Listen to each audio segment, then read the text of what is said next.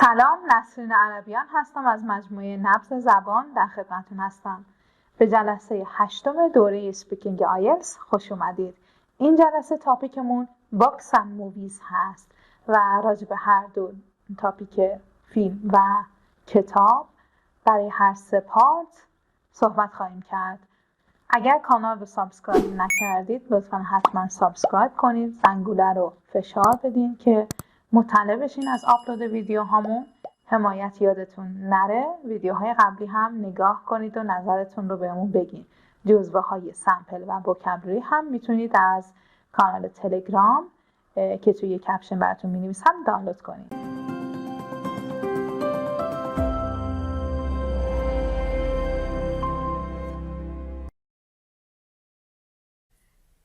سلام، با جلسه هشتم اسپیکینگ آیلتس در خدمتون هستم. این جلسه میخوایم راجع به بوکس اند موویز صحبت کنیم. باز هم میگم اگر جلسات قبلی رو ندیدید این جلسه هشتم هست، حتما ببینید، لطفا کامنت بذارید، کانال رو سابسکرایب کنید و جزوه ها رو از کانال تلگرام، جزوه وکابلری و جزوه سمپل ها رو میتونید از کانال تلگرام دانلود کنید و ببینید. خب این جلسه رو با یه تست وکب کوچیک شروع میکنیم. حالا همیشه میگم وکابلری و فریزهایی که توی این دوره میبینید همشون توی جزوه وکابلری معنیاش هست، پس نگران نباشید. خب یه سری جمله میبینید، این یه کانورسیشن بین دو نفر، یه سری کلمات زیرشون خط کشیده شده. کلمات درست هستن، غلط نیستن، اما کلمات آن تاپیک نیستن، یعنی تخصصی برای مووی و بوک نیستن. حالا ازتون میخوام که ویدیو رو پاز بزنید، این کلمات رو با کلماتی که بلدید راجع به مووی و بوک با کلمات تخصصی جایگزین کنید. خب امیدوارم که پاز زده باشین و انجام داده باشید. این کلمات جایگزینه شده هستن. Have you downloaded that new ebook that has just come out about Ireland? خب میتونید برای یه فیلم و موسیقی که تازه حالا برای فیلم میتونید بگید اکران شده، برای کتاب حالا چاپ شده میتونید از come out استفاده کنید. حالا ریلیس هم هست برای مووی، ولی خب come out برای جفتشون درسته. No, I don't use my ebook reader app much and I don't visit websites with book reviews. پس کلمه تخصصی book review هستش که میتونید ازش استفاده کنید. What's it about? Is it just historical facts? No, the central characters جایگزین main people شده. این هم برای مووی درسته، هم برای بوک.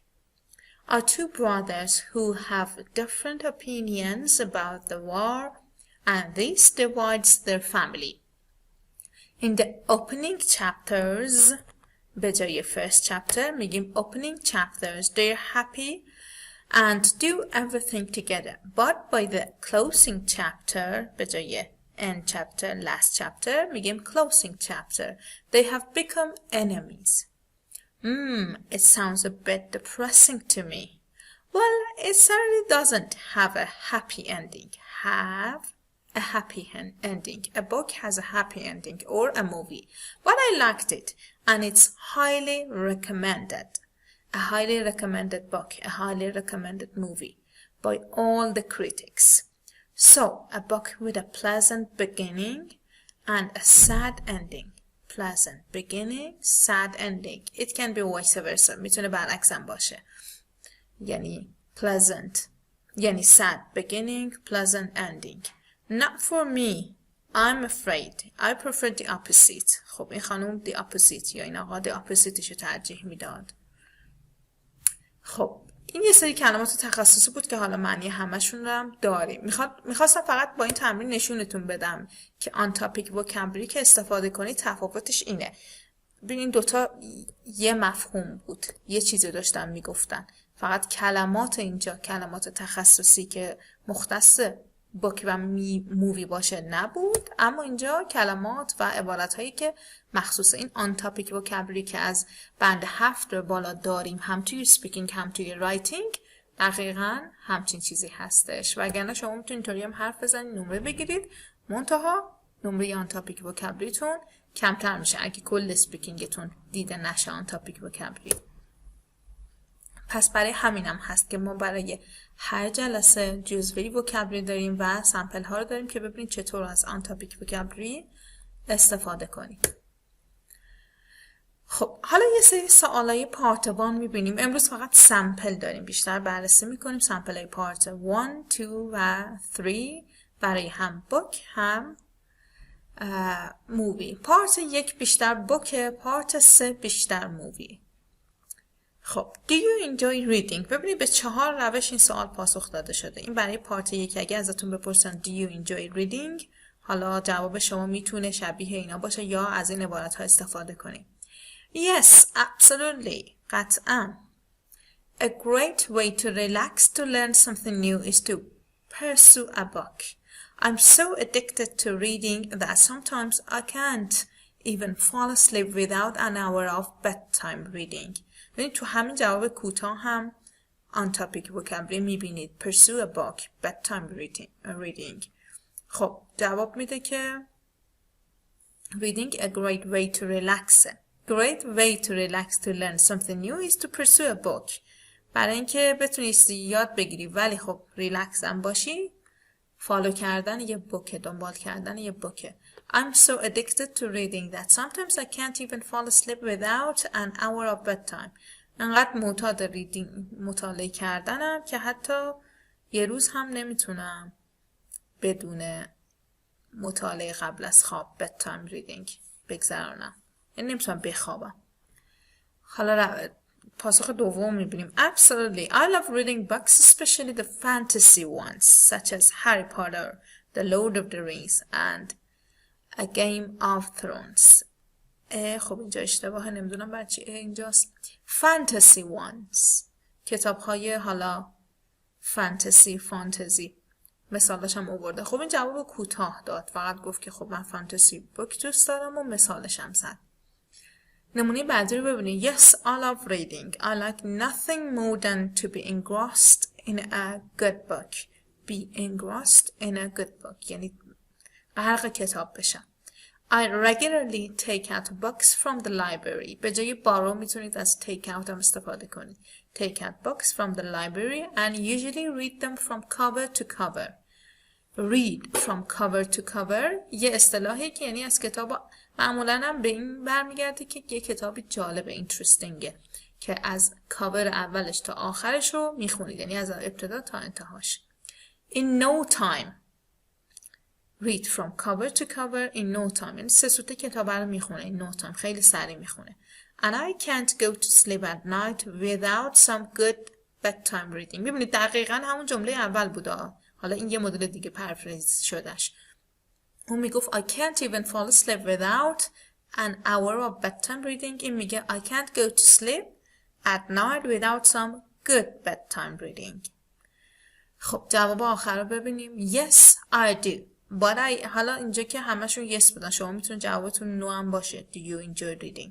No. حالا وقتی که reading و watching رو مقایسه میکنیم میتونید اونجا از جوابای اونا برداشت کنید اگه جوابتون no هست. Yes, I do, but I admit that with all my studies right now, I don't have a lot of time to curl up with a book. این در واقع enjoy میکنه ولی وقتشو نداره. چیزی که بهانه‌ای که همه آدما تقریبا میارن.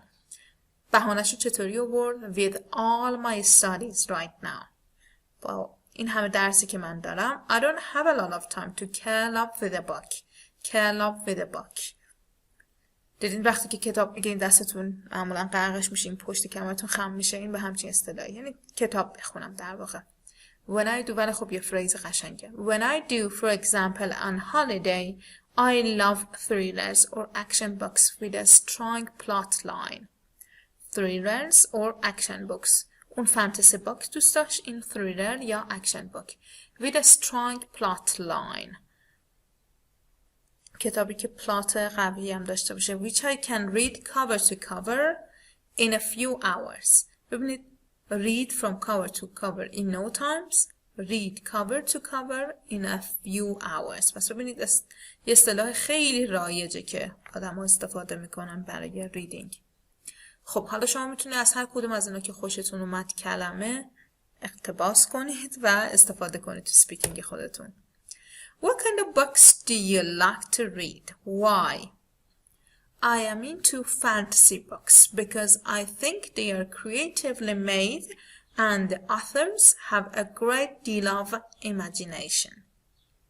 این هم فانتزی بوکس دوست داره، منتها دلیلشو میاره. همیشه خودتون دلیل بیارین، نذارین اگزمینر ازتون بپرسه why.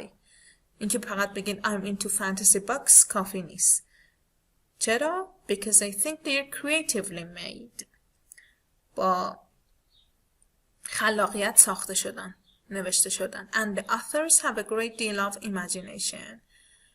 نویسنده ها ایمیجینیشن بالایی دارن. Where do you like to read? Why? I usually read books at home because it is the coziest place for me. بازم ببین دلیل آورد. Coziest place for me. I'd like to be at the most comfortable corner of my house, which is my bed. خب جوابش برای پارت 1 خوب بود نسبتا.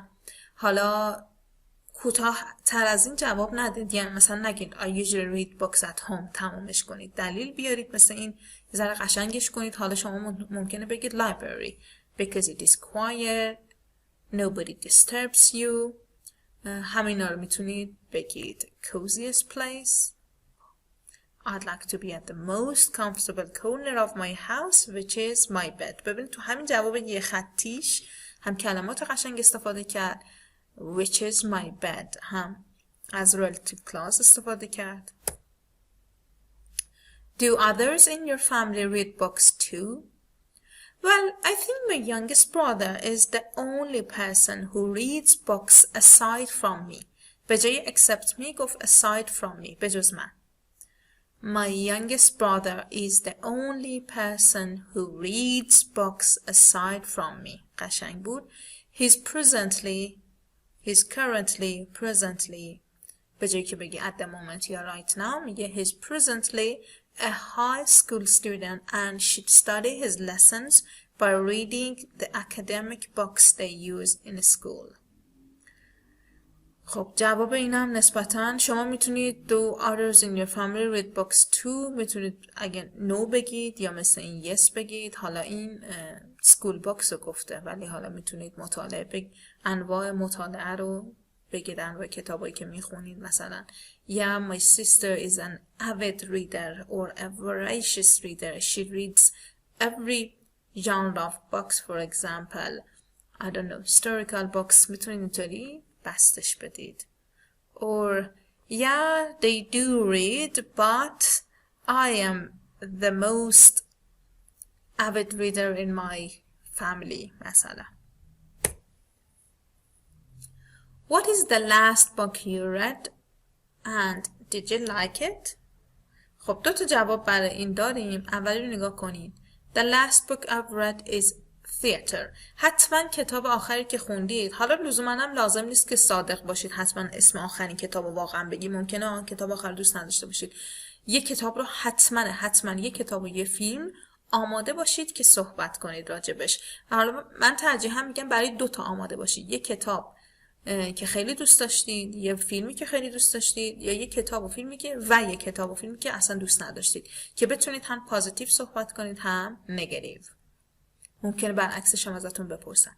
حالا این لسته. برای لست میتونه هم پوزیتیو باشه هم نگاتیو. The last book I've read is Theater, written by William Somerset Maugham. امیدوارم اسمش رو درست تلفظ کرده باشم. And I absolutely enjoyed it. Maugham is my favorite writer of all time, and I've read his novel from cover to cover in 2 days. I was truly captivated by the characters and the unraveling of the plot.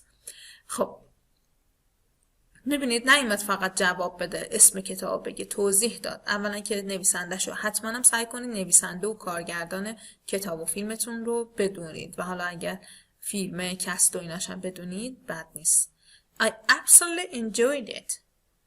اسم نویسنده رو گفت is my favorite writer of all time یا author of all time. my favorite writer of all time. اینو میتونی واسه چیزای دیگه هم استفاده کنی. my favorite actor of all time. singer of all time. میتونید بستش بدید به آدمای دیگه با شغلای دیگه. and I've read his novel from cover to cover in 2 days. میبینید 3 بار ما این اصطلاح رو از اول جلسه تا الان دیدید. read this novel from cover to cover in 2 days. یکی گفت in no time، یکی گفت in 2 days، یکی گفت in a few days.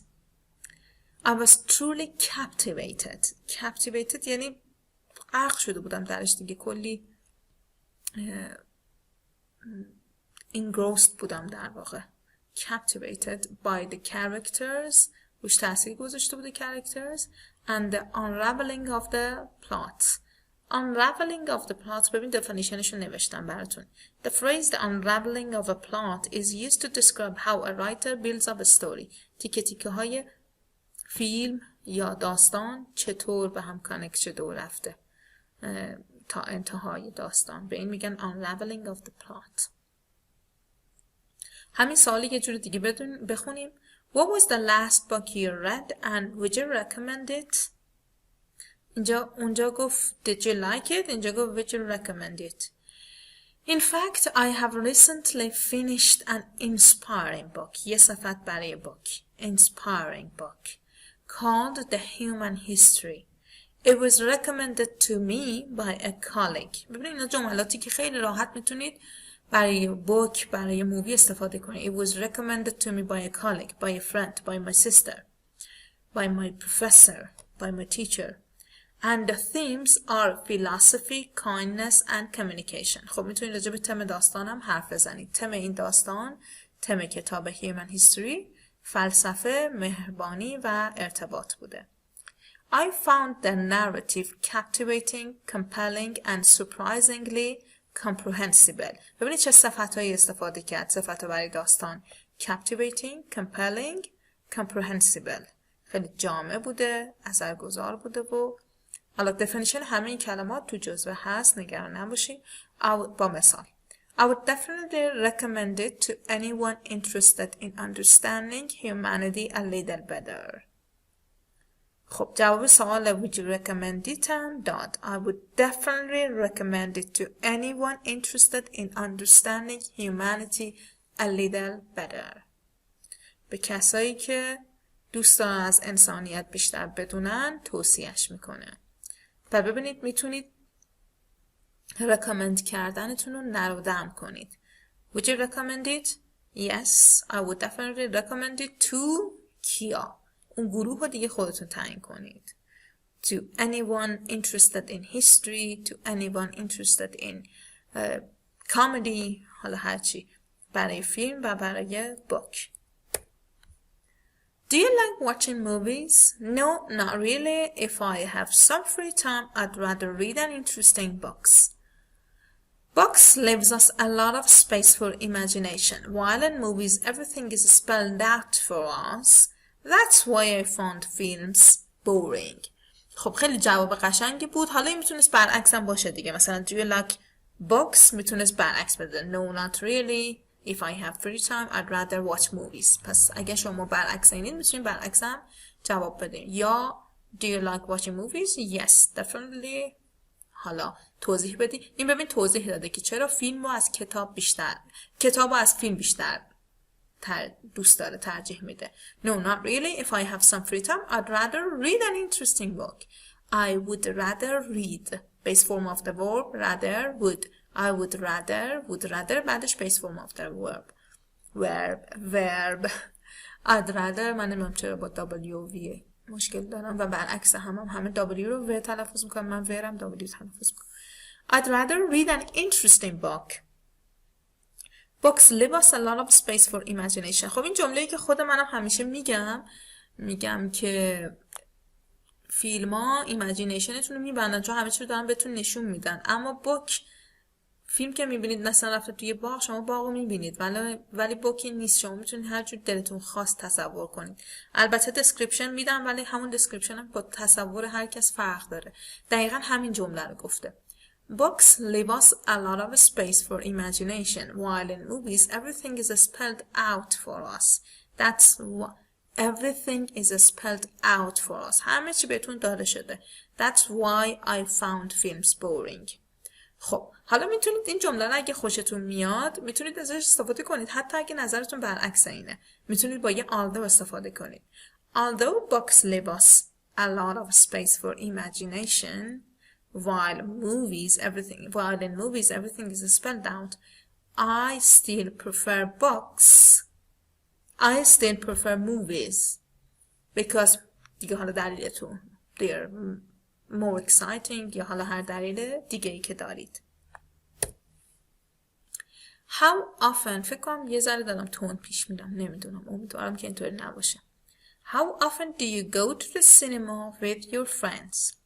Quite often. To be honest, I like catching the latest movies with my friends, so we go to the cinema almost every week. I especially like action movies and sci-fi films. خب میپرسی که این یکی از سوالای واقعا پرتکراره اگه تاپیکتون سینما باشه. حالا اینجا ویدیو فرندز هم میتونه اصلا این ویدیو فرندز نباشه. جواب داد quite often. To be honest, I like catching the latest movies with my friends. دوست داره آخرین فیلم ها رو ببینه. مثل اونایی که دوست دارن هرچی برند گوشی بیاد داشته باشن، اینا دوست داره آخرین فیلم ها رو ببینه. So we go to the cinema almost every week. I especially like action movies and sci-fi movies. این هم توضیح اضافه تری بود که خودش اضافه کرد. جزء سوال نبود ولی ایرادی نداره. اکشن مووی، سای-فای فیلمز، حالا این انواع بوک و انواع مووی رو تو جزوه وکابلری میبینید. How often do you go to the cinema?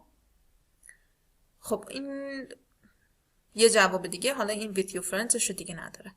Unfortunately, we don't have a cinema near us, so we have to go into the nearest town to catch the latest movie.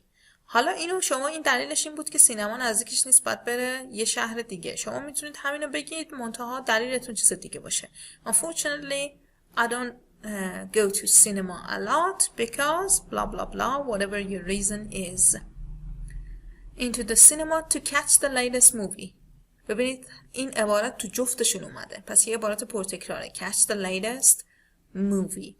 I usually avoid seeing popular box office hits. حواستون باشه بعد از avoid فعل ing داره. I usually avoid seeing popular. من هر دفعه میخوام یه ذره گرامر بیشتر تمرکز کنم ولی یادم میره، خودم درگیر وکبم. I usually avoid seeing popular box office hits. باکس. البته یه دلیل دیگه هم اینه که به این کورس میگیم کورس اسپیکینگ و وکابلری و گرامر قرار جدا یه کورس داشته باشیم انشاءالله. باکس آفیس هیتس، اون فیلم های من نمیبینم باکس آفیس هیت ها رو، اونایی که به قول معروف گیشه ترکونه و خیلی زیاد میفروشه. which I'm not always keen on seeing. دوست نداره اینجور فیلم ها رو ببینه. keen on seeing بعد از کینان فعل آینجی دار، یعنی جراند در واقع. I prefer low budget films. خب این آدم عجیبیه، به جای باکس آفیس هیتس low budget films رو میبینه. فیلم هایی که بودجه کمی دارن، با هزینه کم تهیه شدن. sci-fi especially، مخصوصا sci-fi. خب عجیبه، معمولا sci-fi movies low budget نیستن اصلا. And there is a great cinema. ولی مهم نیست که شما چی دارید میگید، مهم اینه که حالا این نظر اینه دیگه، از نظر sci-fi مووی ها low budgetن، مهم اینه که کلمات استفاده کرده. And there is a great cinema I go to that had frequent showings of films like these. ببین این کلمه ترجمهش چی میشه؟ اگه گفتید همون سانس خودمون میشه. میگه سانس های زیاد داره، سانس های مکرر داره از اینجور فیلم ها، از فیلم های لو باجت. films like this، کوهیژن کوهرنسش رو برد بالا. films like this اشاره کرد به همون لو باجت فیلمز. Do you prefer reading books or watching films؟ حالا این سوالیه که دیگه همونجا بهش اشاره کردم، یه سوال داریم راجع بهش. به کدومو ترجیح میدید؟ I'm not really a big reader. I found books quite heavy going, so I must prefer to see a film. Perhaps it's the special effects or the soundtrack. I don't know. I just prefer a film. خب این آدم فیلم ها رو ترجیح میده. ببینید ولی از بوک هم صحبت که از هر دوتاش گفت. I'm not really a big reader. A big reader. صفت قشنگه. I found books quite heavy going. سخت خوندنشون. Heavy going. Difficult to read. Difficult to do. So I much prefer to see a film. Perhaps it's the ممکنه به خاطر special effect جلوه های ویژه یا ساوندترک موسیقی فیلم باشه. خودش هم نمیدونه. I don't know. I just prefer a film. ولی ببینید تو همین دوتا جمله چند تا کلمه on topic استفاده کرد. A big reader, heavy going, special effect, soundtrack. خب یه جواب دیگه. I would far rather. این دیگه خواست خیلی زیاد نشون بده که چقدر بیشتر دوست داره فیلمو یا بوکو. I would far rather distract myself with a great rom-com movie. جمله قشنگ بود. I would far rather distract myself with a distract myself یعنی چی؟ خودشو منظورش اینه که از این دنیا دور بشه، یعنی اوقاتشو اینطوری بگذرونه، حواس پرتی برای خودش ایجاد کنه. rom-com رومانس کامدی، رومانتیک کامدی. Then read a great rom-com movie, then read as by the time I get home from work I am shattered.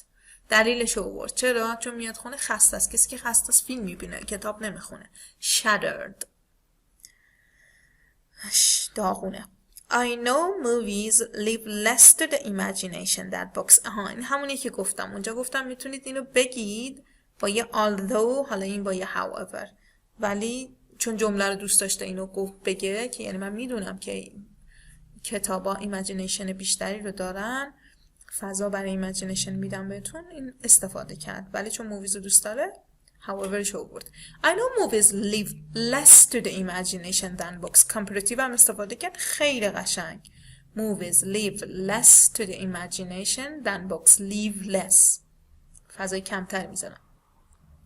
However, I do sometimes watch films which have been adapted from fiction.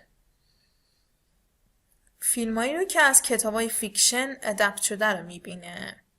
For example, Emma by Jane Austen, which gave me an insight into strong characterization and main themes.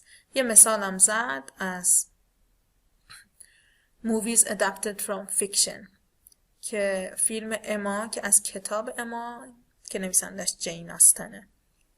Give me insight to. به شناخت میده، معرفت میده، آگاهی میده. Strong characterization نسبت به کاراکترهای داستان. characterization این کاراکتر سازی، چطوری یه کاراکتر رو میسازن، بیلدش میکنن در واقع. and main theme and تمای اصلی. ببینید این همه سمپل از هر کدوم اینا کلماتی که دوست دارید و جوابی که واقعا راجع به خودتونه. ببینید شما اگر فیلمو ترجیح میدید بعد بیاین مثالتون رو چون قشنگ‌تر راجع به کتاب بگین این یادتون میره. اما اگه واقعا راجع به خودتون مثال بزنین با یکی دو تا از این کلمات، از این فریزا، دیگه هیچ وقت یادتون نمیره چون شخصیت شماست و شما فقط کلمات جملاتشو براش ساختید. خب بریم یه پارت 2 با هم ببینیم. Describe a book or a film that had a strong impact on you. پس میتونه سوال اینطوری هم باشه. A book or a film. آپشن میدم بهتون کدومشو.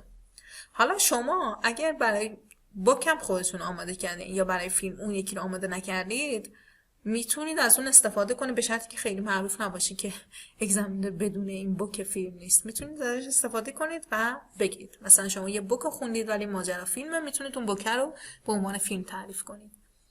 That had a strong impact on you. کتابی که روتون تأثیر گذاشت.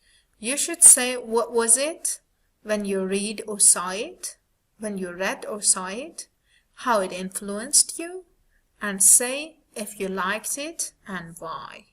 خب حالا اول یه جواب کوتاه ببینیم راجع به بوک. A book that I'd liked.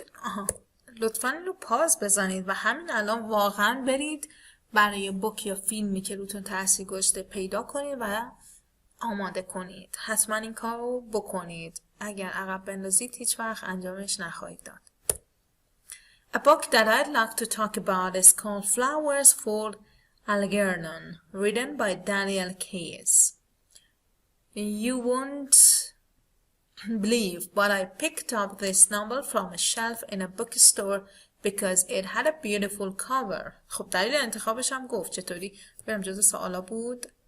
What was it when you read or saw it? خب when you saw it داره میگه. You won't believe. ببین با همین you won't believe داستانشو داره جالب میکنه که وقتی که یکی میگه باورت نمیشه ما ناخودآگاه توجه بیشتری به ادامه داستانش میکنیم چون احتمالا یه چیز جالبی میخواد بگه که باورمون نمیشه. حالا این چیز جالب چیه؟ I picked up this novel from a shelf in a bookstore because it had a beautiful cover. این کتاب رو انتخاب کرده چون جلدش جالب بوده، خوشگل بوده. Although a proverb says don't judge a book by its cover, I did exactly the opposite. خیلی قشنگ گفت، به خودش هم تیکه انداخت. میگه درسته که میگن یک کتاب از کاورش قضاوت نکنید، یعنی از ظاهر چیزی رو قضاوت نکنید. I did exactly the opposite. Don't judge a book by its cover. اینو احتمالا شنیدید دیگه، فقط واسه بوک و اینا نیست. حالا اینجا اون استفاده کرده، خواسته از من هم معنی لیترالش استفاده کنه هم کناییش، که در واقع بیشتر ما این استفاده میکنیم برای معنی کنایه. میگیم از ظاهر کسی یا از ظاهر چیزی قضاوت نکن. I did exactly the opposite. من دقیقاً برعکسش انجام دادم، یعنی I judged the book by its cover. از جلدش خوشم اومد، برش داشتم.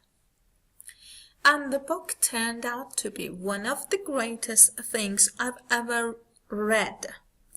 In fact, this novel is very intense and thought-provoking. بیشتر توضیح داد راجع به کتاب. This book turned out to be. اینطوری عذاب در اومد. چطوری؟ One of the greatest things I've ever read. یکی از بهترین چیزایی که خونده. In fact, this novel is very intense. خیلی exciting و intense and thought-provoking. تفکر برانگیزه، یعنی به تفکر وادارت میکنه. provoke یعنی تحریک کردن، thought هم که یعنی فکر.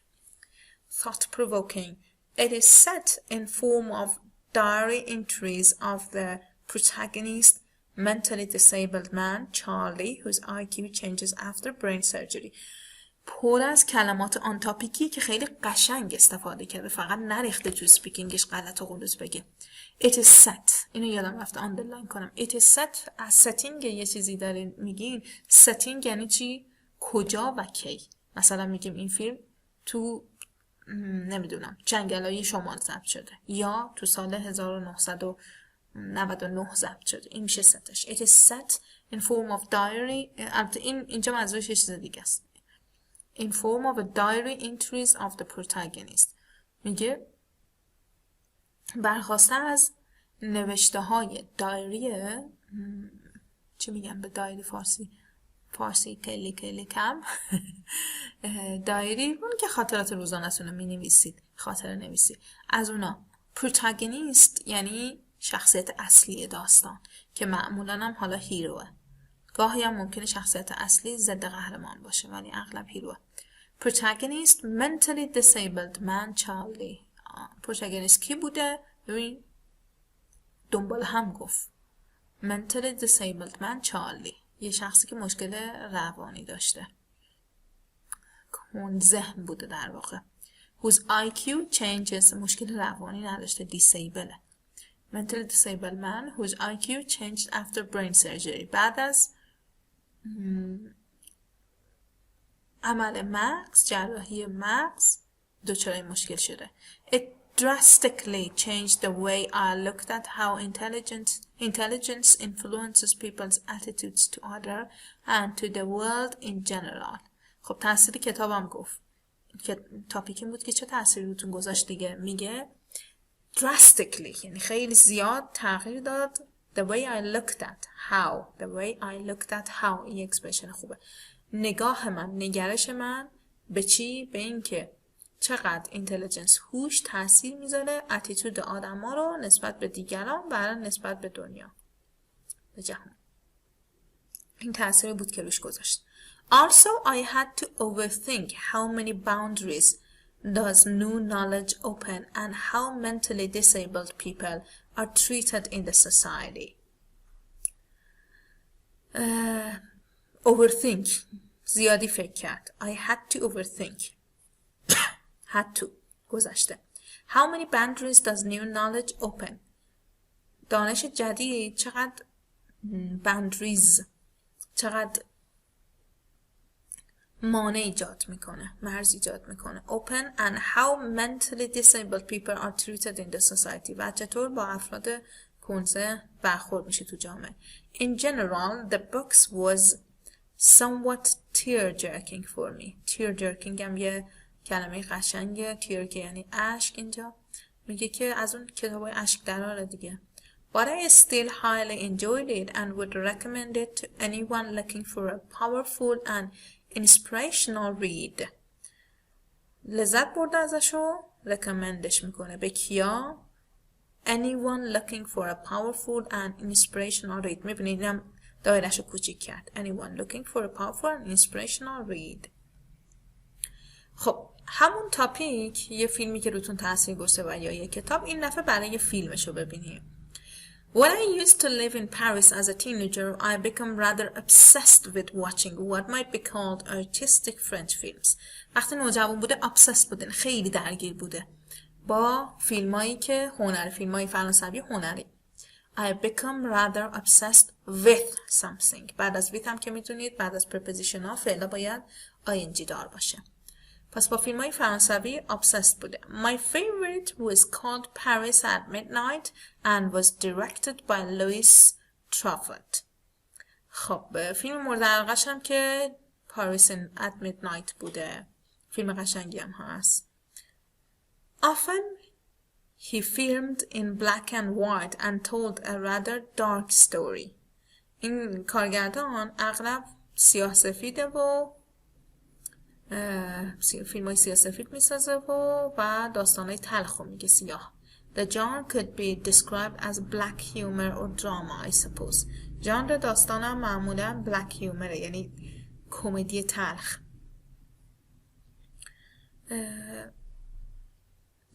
کمدی رو نشون، اکثر کمدی ها بیشترشون کمدی های خوب اینطوری هن که وقایع جامعه رو نشون میدن ولی خب خنده دار.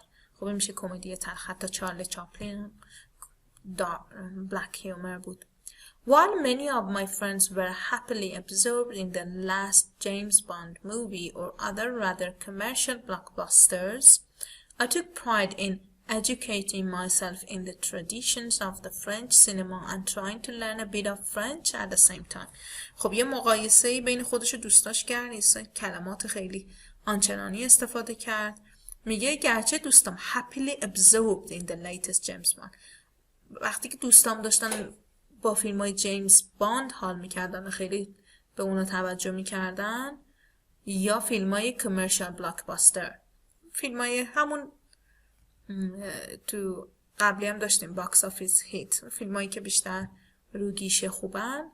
I took pride in something. به خودش افتخار میکرده in educating myself in the traditions of the French cinema. که داشته فیلم های سینمایی میدیده و همزمان داشته فرانسوی هم یاد میگرفته زبان. The film in particular had a lasting impression on me. Lasting impression یه تأثیر permanent خیلی طولانی دائمی داشت. Lasting impression. A book can have a lasting impression on somebody or a movie. I think in fact it had been adapted from a bestseller and since it has inspired other cartoon spin-off and series as well. میگه که از یه bestseller، از یه کتاب bestseller اداپت شده، از اون ساخته شده. spin-off هم من پایین نوشتم. A product marketed by its association with a popular television program, film, personality, etc.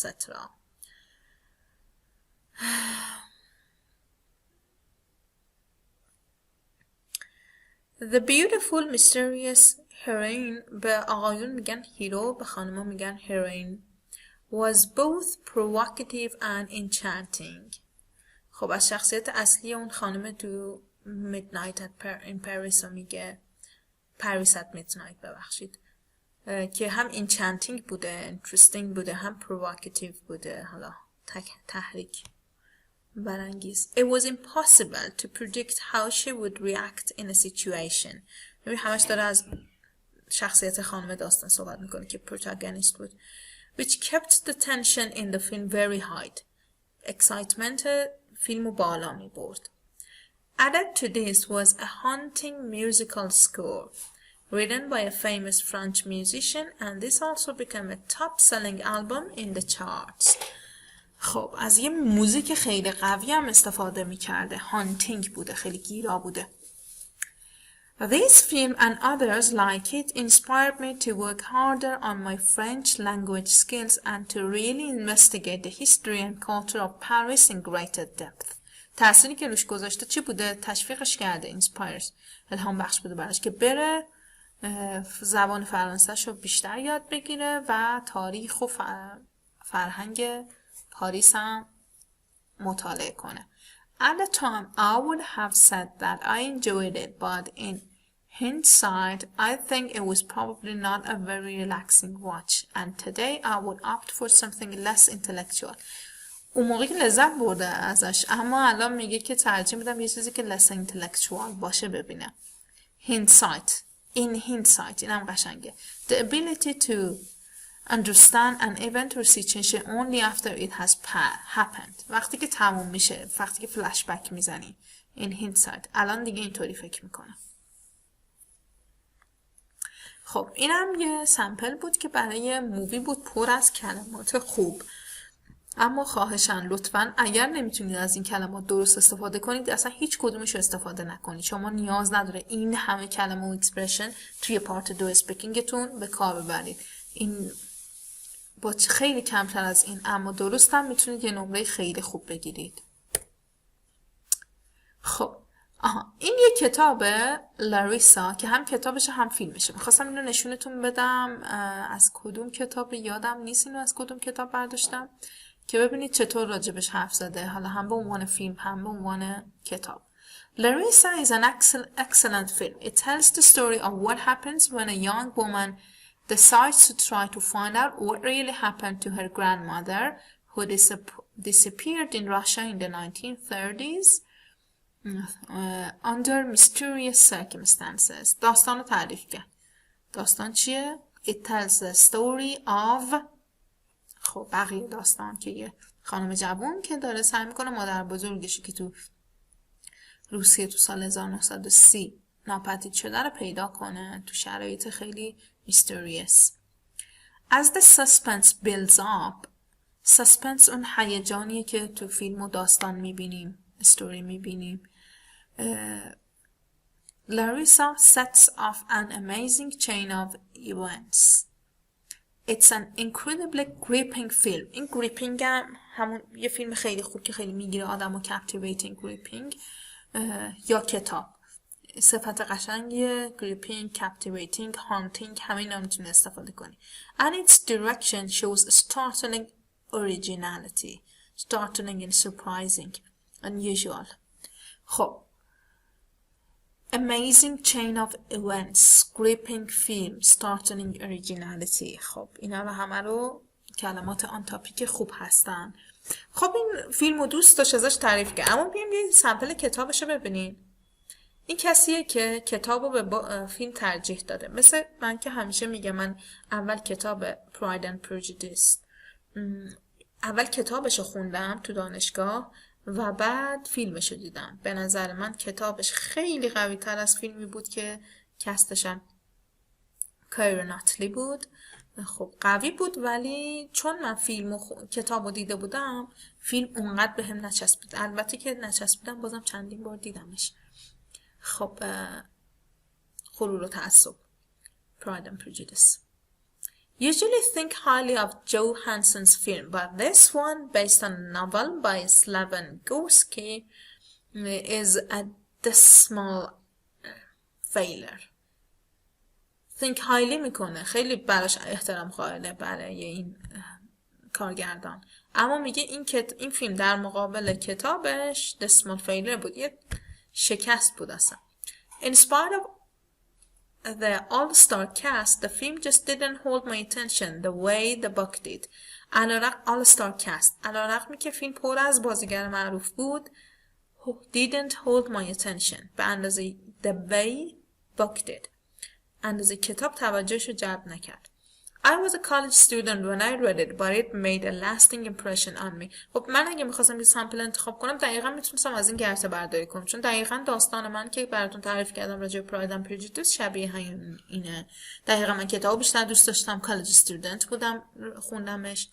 I was a college student when I read it, but it made a lasting impression on me. تاثیر زیاد دوش گذاشت، تاثیر ادامه داری دوش گذاشت. It fired my imagination. اصلا زد داغون کرد، اصلا imagination یعنی مثبت ها. Fired my imagination. فراتر از حد تصور بود. More than any other book has ever done. بیشتر از هر کتاب دیگه‌ای که imaginationشو بالا برده. And awakened my interest in Russia. علاقش به روسیه هم بیشتر شده. Russia in the 1930s. روسیه 1930. So much that my poor old bookshelves are groaning with books on Russian history. انقدر علاقش زیاد شده که کتابخونش پر از این groaning with books، پر از کتاب شده. حالا این groan هم میتونه پر بودنش رو نشون بده، یعنی یه چیز رو پر از یه چیزی کنه. مثلا ما میگیم the table is groaning with food، یعنی پر از میز پر از غذاست. همین که مثلا یه کتابخونه صدای قرچ قروچش که میاد اون هم groan میشه. The film, however, simply failed to create the atmosphere of Leningrad in the 1930s, which the book achieved so successfully. میگه فیلم نتونست اون جو لنینگراد، همون سن پترزبورگ سابق، اون موقع که شوروی سابق بود اسم سن پترزبورگ لنینگراد بود. میگه نتونست جو لنینگراد رو نشون بده تو سال 1930، ولی بوک خیلی خوب این کارو کرده بود. کتابش خیلی خوب این جو نشون داده بود. خب اینا حالا عباراتی هست، فریزایی هست که میتونید تو پارت 2 اسپیکینگ وقتی که دارید از کتاب تعریف میکنید، یک کتابی تعریف کنید ازش استفاده کنید. I see myself a bit in the character of، اگه خودتون رو توی یک کاراکتر میبینید میتونید از استفاده کنید. I see myself a bit in the character of Emma because فلان. The story grabbed me from the get-go. از همون اول grabbed me، یعنی grabbed his attention، در واقع توجهش جلب کرد، خیلی گرفتتش از همون get-go، از همون beginning. The story has characters that، شخصیت داستانایی داره که مثلا the story has characters that remind me of my family، من یاد خانواده‌ام میافتن. That have superpowers، که superpower دارن. The story is based on، مثلا true story، based on a book، based on حالا هر چیزی، بر پایه چی درست شده. It's set in، مثلا it's set in Egypt 1992. To cut a long story short، اینم اگه دارید پلاتتون که تعریف کنه، پلات داستان، طرح داستانی که دارید تعریف کنید طولانی میشه، میتونید اینو بگید. یا اصلا این کلا اکسپرشنی که همیشه میتونید بگید وقتی که دارید داستان میگید. To cut a long story short، داستانو کوتاه کنم. خب یه سری هم پارت 3 ببینیم. ببخشید. Do you prefer watching a film on TV or at the theater؟ البته این پارت 3 نیست، ولی میتونه تو پارت 3 همچین سوال پرسیده بشه و جوابای بهتری داده بشه. I prefer to watch a film at the theater, you know, when you are in auditorium، هم سالن سینما یا سالن تئاتر بیشتر. Of the theater, everyone is dark. Everywhere، همه سیاهن. Everywhere is dark and many people are sitting around you who share the same interest and emotion with you. ببینید اینا جملاتیه که نیاز نیست پارت 1 باشه، تو پارت 3 میتونی استفاده کنی. مثلا میتونی بگی watching a film at the theater is far better because everywhere is dark and many people are sitting around you who share the same interest and emotion with you. You can freely release your emotion. خودت احساساتت رو رها کن. You can yell or scream. البته که تو سینما نمیشه yell or scream کرد، درست نیست. You can watch your favorite actor or actress in a very big screen. بازیگر مورد علاقتون رو توی یه اسکرین بزرگ میبینید. حالا همین بیگ اسکرین خودش یه دلیل کافیه برای اینکه آدم‌ها فیلم رو تو سینما ترجیح بدن. Nothing will distract you from the movie like the sound of doorbell or telephone call. البته که اگه فرهنگ آدم رعایت نشه، مردم فرهنگ رو رعایت نکنه، این اتفاقا میفته. You will get to meet a lot of people and make new friends. It is really joyful. خب همه این ادوانتیجای سینما رو گفت. حالا بعضیا ممکنه تو تلویزیون ترجیح بدن و ادوانتیجای اونو بگن که ریلکسی، این که منتظر نمونی فیلم بیاد بیرون و همه اینا هست دیگه. Do you think people go to the cinema as much as they used to? ببینیم مقایسه بین الان و past.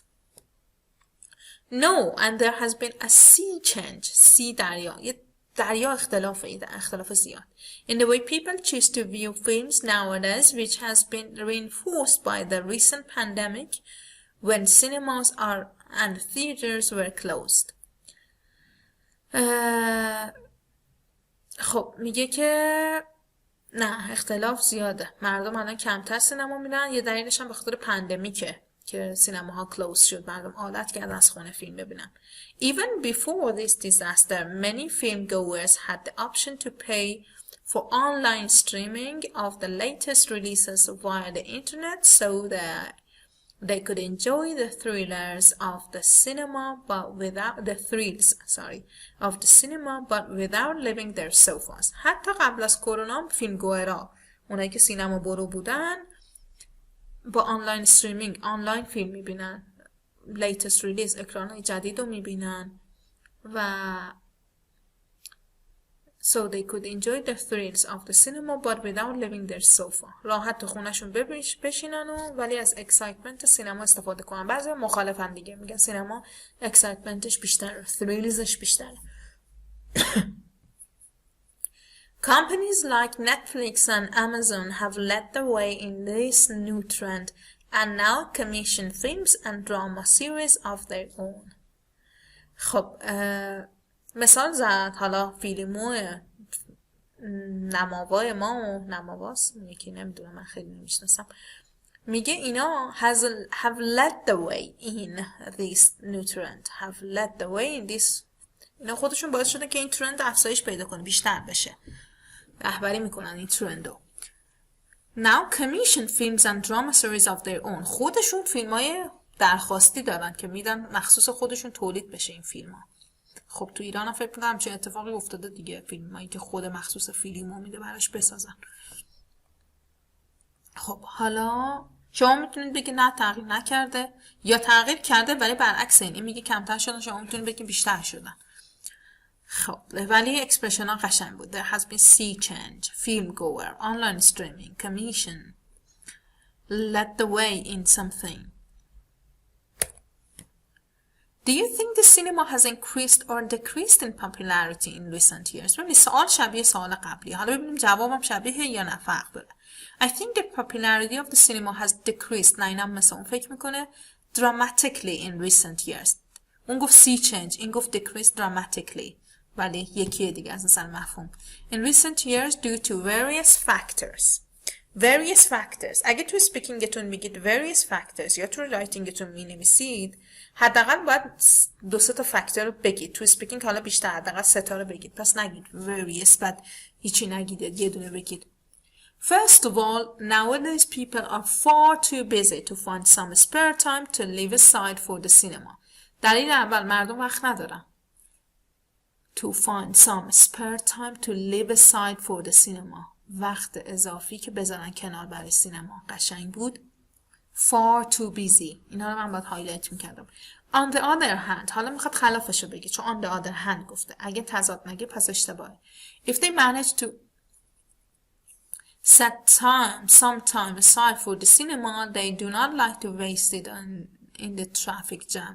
Therefore, they prefer staying home rather than going out. حالا اگرم که تایم داشته باشن بذارن برای سینما، دوست ندارن تو ترافیک بمونن، پس ترجیح میدن خونه بمونن. The second important factor is condition of the cinemas. خب آیتم بعدی این بود که شرایط سینماها. Not only are they in poor condition, not only بعدش inversion داریم. Not only are they in poor condition, but also they are expensive. while you can buy the copy CD of many films out in the market or at the corner of every street in a very low price, why people should go to cinemas? چرا؟ وقتی که میشه یه CD کپی رو گرفت چرا پاشن برن سینما؟ وقتی که سینما هم شرایطش بعد هم اکسپنسیوه. They will stay home and watch their favorite film beside the family without any anxiety. میشینن خونه راحت فیلمشون میبینن بدون راستم میگه دیگه. فرض کنید الان بلیط سینما شده 45,000 تومان، شما خانواده 5 نفره چقدر خرجش میره بالا. In your opinion, will this trend continue into the future? آیا این ترند ادامه داره اینکه مردم سینما نرن؟ I think yes. I imagine that in the future cinemas will be closed. این دیگه خیلی شلوغش کرد. Due to lack of customers and people will sit at a computer and choose the movie that they like to watch. خب حالا یک زمینه پستای ادامه داره میگه بله سینما بسته میشه، مشتری ندارن، مردم ترجیح میدن بشینن خونه پشت کامپیوترشون. Do you think movies should amuse and entertain people or make the audience think? این یه سوال بحث برانگیزه که میگه آیا فیلم ها باید انترتین کنن فقط یا اینکه مردم به فکرم وابدارن داریم. I believe movies should have both entertaining and contemplating role.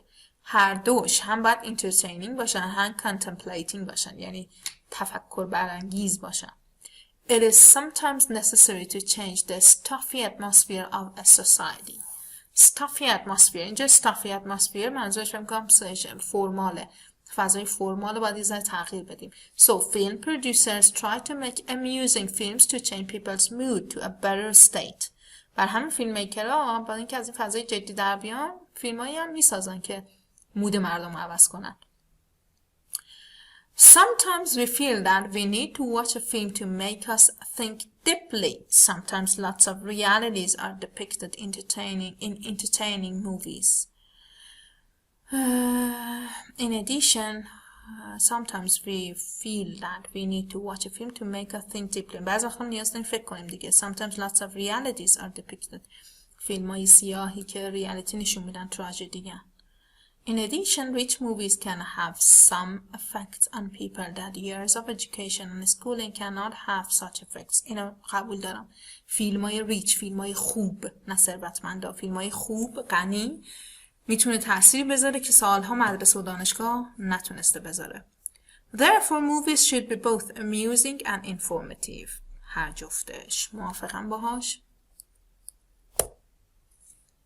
Why do you think cinemas are still popular nowadays even though people can watch movies in their homes? خب من نمیدونم چرا. هر چی سعی میکنم کمتر براتون سمپل بزنم. الان فکر میکنم خیلی کمتر بشه ولی فکر میکنم باز ویدیوم طولانی بشه. اما انگار دلم نمیاد. هی دوباره پرش میکنم. Why do you think cinemas are still popular nowadays even though people can watch movies in their home? حالا این داره خلافشو میگه با اینکه مردم میتونن تو سینما خونه فیلم ببینن ولی چرا هنوز سینماها پاپولارن؟ I believe that there are several reasons for it. First of all, watching a film on a big screen is a lot more fun than watching it at home. پس ببین یه دلیلش اینه. شما دیگه اینجا نمیتونی خلافشو بگی نه همچین چیزی نیست. اگزمینر میگه همچین چیزی هست. جرأت مخالفت ندارید. دلیل باید بیارین چرا اینطوریه. پس ببین گاهی وقتا دیگه نظر شما نیست. یه استدلالی وجود داره شما فقط باید درش دلیل بیارین. پس دانشتون باید زیاد باشه. Watching a film on a big screen is a lot more fun than watching it at home. ببینید شما وقتی که دارید مقایسه میکنید اینجا جا داره که نکته پرانسیشنی بگم. وقتی که دارید مقایسه میکنید رو کلماتی که کامپریسن دارین انجام میدید رو کلماتی که دارید کامپریسنشون انجام میشه استرس باید بذاریم اونا رو محکم‌تر بگم. Watching a film on a big screen is a lot more fun than watching it at home. ببینید a lot more fun watching it at home big screen. Not to mention the fact that you won't be able to see the movie on the DVD as soon as in the movie theater. خب میگه که اول میاد تو سینما بعد دیویدیش میاد. Not to mention the fact that اینم قشنگه. You'll have to wait a couple of months for the DVD release of the movie. اول باید صبر کنید چند ماه تا دیویدیش بیاد که البته الان فکر نمی‌کنم اینطوری باشه. Moreover, A lot of people liked the atmosphere of cinema with its half-light halls, popcorn and sound effects. 3 تا دلیل بود، 3 تاش هم خیلی قشنگ بود. ترانزیشناش هم میبینید دیگه. First of all, not to mention the fact, moreover. Big screen فانتره، DVD دیرتر میاد و خیلی مردم فضای سینما دوست دارن که پاپکورن ببینن، بخورن و ساوند افکت داشته باشه و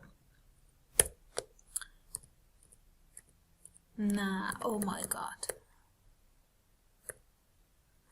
خب statistics show that visits to the cinema are up despite the availability of DVDs and online downloads.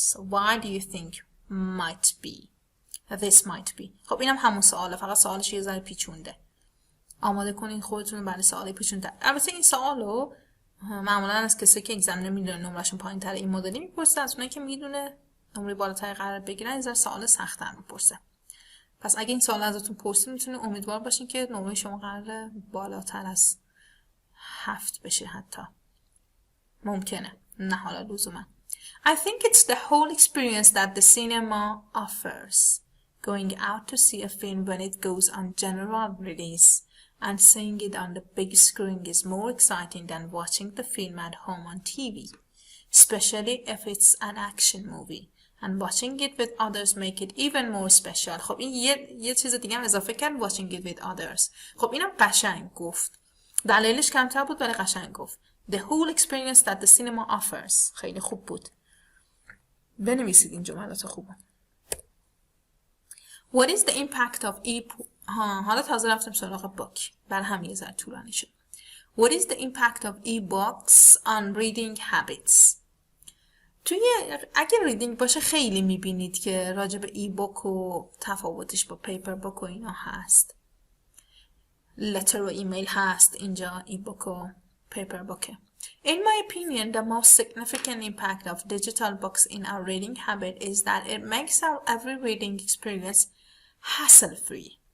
Hassle-free یعنی less difficult، یعنی without problems. As we all know, e-books can be accessed conveniently. خب دسترسی به e-book راحت تره. We can actually read whenever and wherever we please. هر جا دلمون بخواد، هر چی دلمون بخواد، هر جا و هر وقت دلمون بخواد میتونیم ببینیم.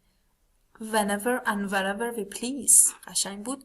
Therefore, more and more people have the opportunity to gather information and learn. مردم بیشتر میتونن اطلاعات کسب کنن و یاد بگیرن. For example, مثالم آورد تو پارت 3 مثال آوردن خیلی مهمه. In the past, people need to buy books or borrow from the library in order to do their homework or to study. But now they can study without bothering to go to other places because all they need is their smartphone or tablet. خب اینم که دیگه واضح بود. توضیح بیشتر نمیدم، اما قشنگ همه این سمپل هم که میدونید دیگه تو جزوه سمپل هست. Is reading as pleasurable in digital format? خب اینم تقریبا همون سوال دیگه، میگه که با ای بوک خوندن بهتره، pleasurable. Personally, I prefer reading a paperback or hardback. خب این انواع کتاب کاغذی رو گفت، paperback باشه یا hardback باشه، نوع صحافیش. Especially if I'm reading a classic which I don't think feel right as an e-book. کلاسیک داره میخونه، اصلا داره تولستوی میخونه، چارلز دیکن میخونه، نمیتونی تو ای بوک نمیچسبه.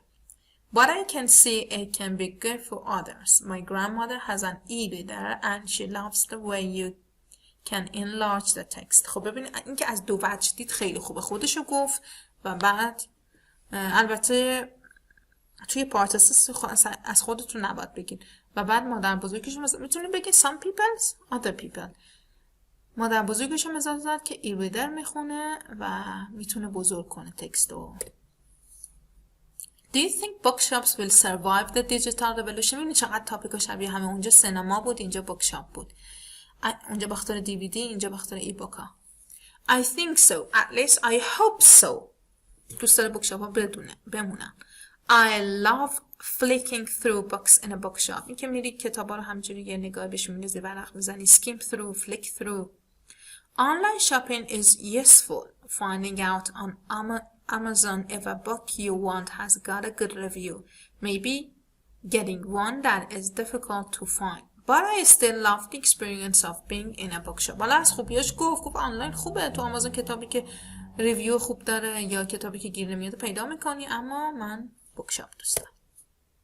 خب تموم شد. خسته نباشید. لطفا حتما سابسکرایب کنید. کانال تلگرام هم عضو بشید و حمایت کنید. نمیدونم دارید ویدیو رو میبینید، لذت میبرید. اگر دارید لذت میبرید میبینید، لطفا حمایت کنید، کامنت بذارید، سابسکرایب کنید، معرفی کنید. خسته نباشید. پایان جلسه 8.